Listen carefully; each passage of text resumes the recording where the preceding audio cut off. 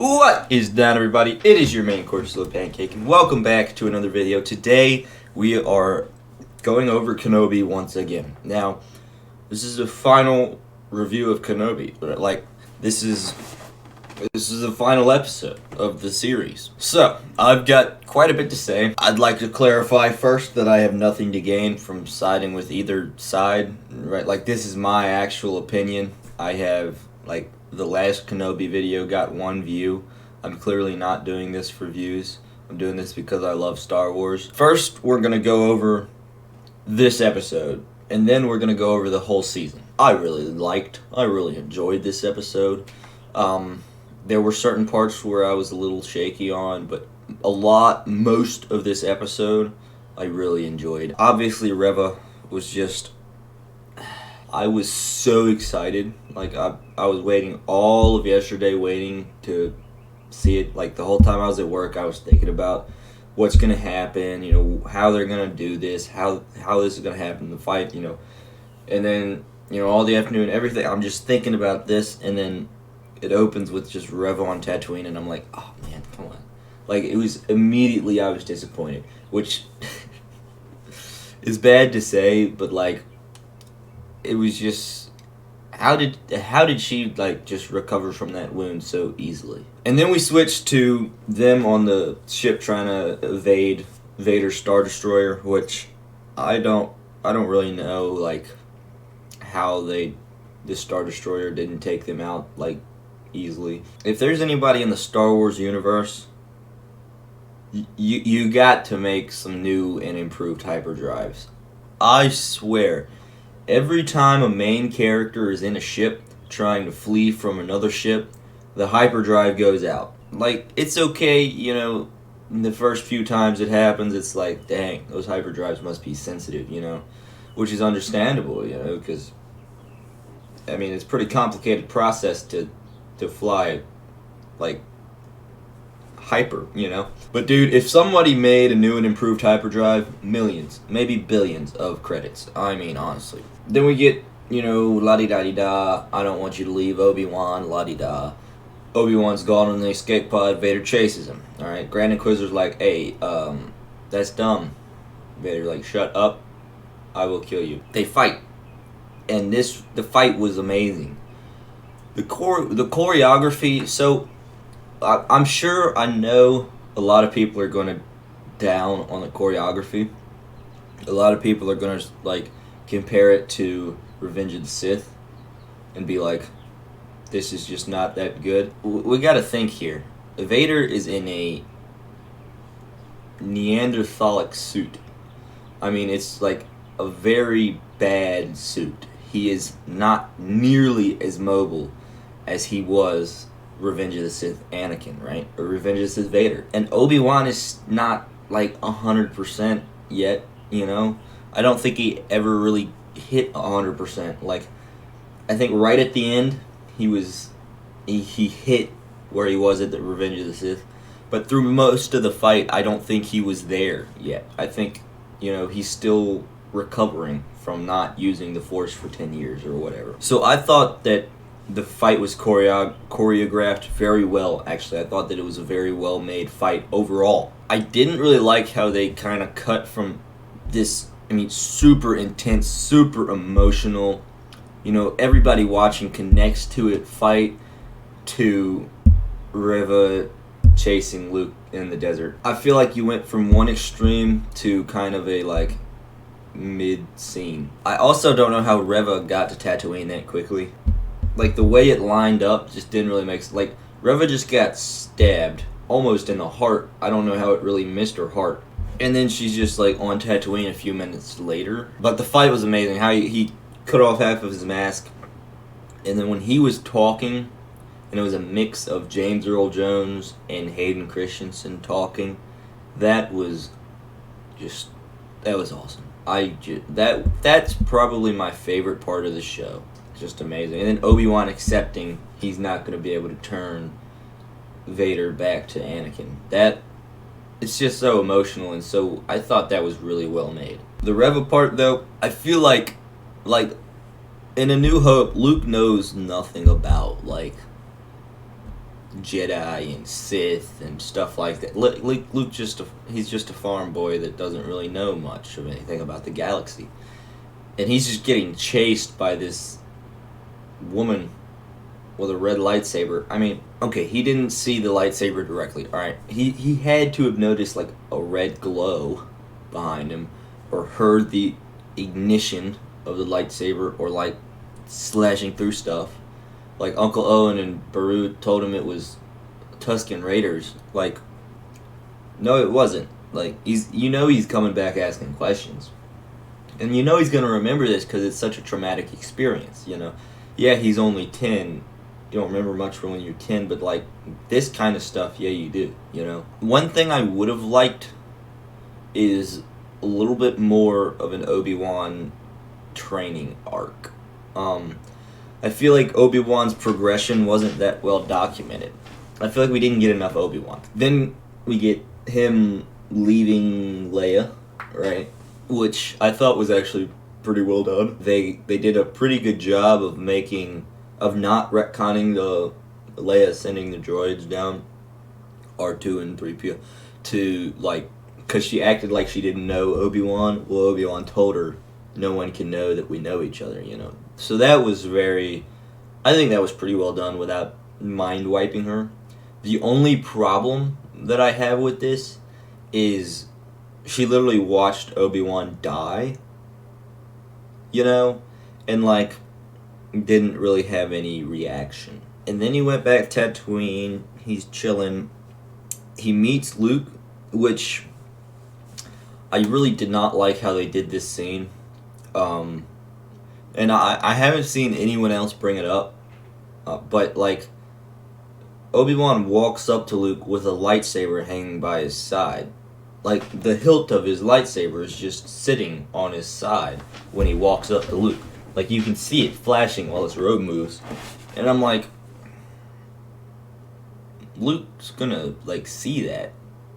And he's gonna, like, he's standing, like, 10 feet away. He can hear Obi-Wan and Owen talking about, like, you were right, I should let the boy be, like, you know, he's gonna, like, remember stuff from that and be like, Ben Kenobi, I know him, you know, we're chilling, you know. But I that was probably, honestly, one of my biggest problems with the episode was Obi-Wan just walking up to Luke with a lightsaber on his side.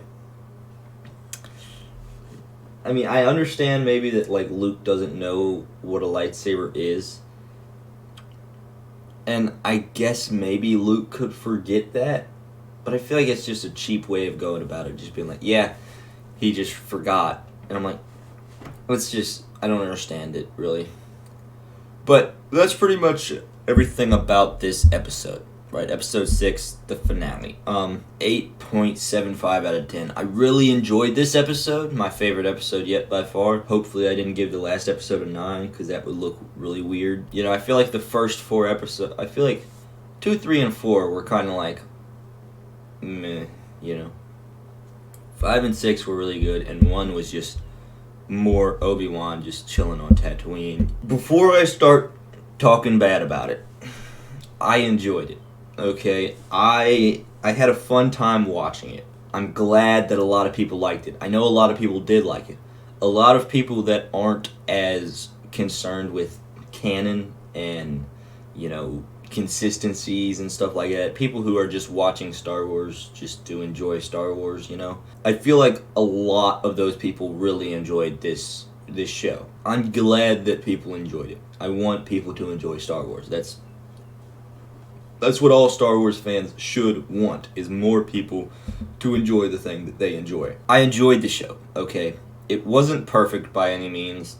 It didn't meet my expectations. With this show, I 100% set my expectations sky high, and they were not met. They weren't. And that's a problem. I feel like Kenobi and Vader are two of the most beloved characters in Star Wars. A show about them, I think, has to be as close to perfect as you can get, and I don't think it was. And we've already just discussed all the small little canon tweaks and inconsistencies and whatnot in other videos, But like my big problems were like Obi-Wan's training over the course of the series. I don't think was good. Like I feel like Obi-Wan went from barely being able to move a rock to just picking up like 50 boulders and throwing them at Vader. And it's like, I love that scene, don't get me wrong, that was a really cool scene. But how does he get to that point? Like, I was so hoping that, like, when he was buried under those rocks, Qui-Gon would speak to him.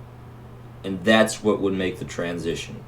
But he just, like, remembered stuff. And it's like, come on, Disney. Like, like, every second that passed, I was like, if they don't get Qui-Gon in here, it's an L. They did. And I think that the way they did it was very good. I feel like the way that Qui-Gon kind of showed up was like, I've been here all along, you just haven't been able to see me. That was good, and that very much so leads to the transition of the hopeful Alec Guinness Obi-Wan that we see in A New Hope. And I like that. I enjoy that. Like, I feel like Obi-Wan's under those rocks, right? He's losing to Vader. He has all these flashbacks, all these memories, and then Qui-Gon speaks to him and says, like, this is not the end.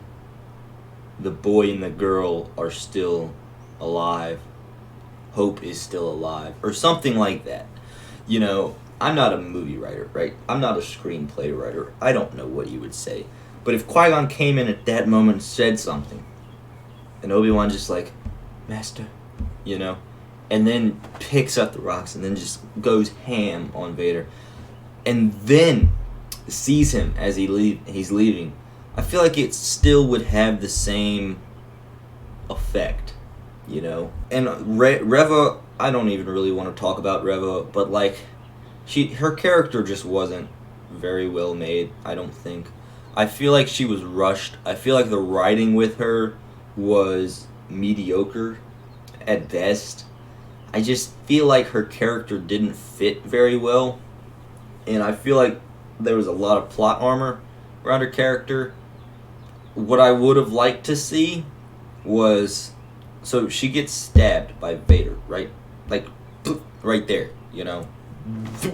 You know? And she lives because of her hatred and rage towards Vader. And she's now going to kill his child, right? And she goes, she does all her stuff, then comes back, brings Luke back, and as she's talking to Obi-Wan, and he's like, you've now turned to the light, you're free, as am I. And then she dies. That, I think, would have made her character so much better. I still would not like it. I still would feel like it's rushed. But I feel like she needed to die, if I'm being honest. The rage is what was keeping her alive from that stab, you know? And when she lets go of that rage, it would kill her. That's what would make sense to me. I also, across the whole season, would have liked more flashbacks to the Clone Wars, to Anakin and Obi-Wan training, maybe to Satine, maybe to Padme. Going into this, I wanted to see the inner torment of Obi-Wan. I wanted to see how broken he was. And I feel like we saw a little bit of that. But then he's kind of just like, I'm back now, we're good. Overall, okay, the overall show, I would give 7 out of 10, okay? I enjoyed it, I liked it. There were parts that I loved. There were also parts that I did not love. I feel like they could have done a lot better. I feel like my expectations were like a 9 out of 10. We got a 7 out of 10. Am I glad that we had the show? You know, would I rather not have the show or have the show? I'd say probably have the show. Okay, so as for a Season 2, there's been a lot of chatter about Season 2 of Obi-Wan. I don't really want it, if I'm being honest. I really like when shows have a beginning and an end, kind of like a movie, you know, where it's not a cliffhanger. I like when shows have a beginning and end. And I feel like if they made Season 2 of Obi-Wan, it would just be an excuse to make more Reva content. Because as of right now, what's Obi-Wan gonna do? Obi-Wan is going with Qui-Gon to go complete his training that Yoda gave him. That's what he's gonna, and then he's just gonna sit on Tatooine and check out, watch after Luke. That's what he's gonna do. And if they change that, I would be upset. I would absolutely love maybe like a short show, a short animated series of Obi-Wan and Qui-Gon completing his training, right? Maybe going to see the Wills and whatnot. Gotta clarify this. Moses Ingram, I think, did a fine job, okay? I don't think she did a great job by any means, but I think she did a good enough job, right? I don't think it's not her fault that the writing was kind of goofy for her, or that her whole storyline was not great, She's an actor, not a writer, not a producer, right? Not a director. She's an actor. She acts. And she did okay, alright? She didn't do great. She didn't do bad. She did alright. That's pretty much it for today's videos, ladies and gentlemen. Let me know what you thought of the entire season, the entire show, in the comments below. Thank you guys so much for watching. Have a wonderful day, and I will see all of y'all later.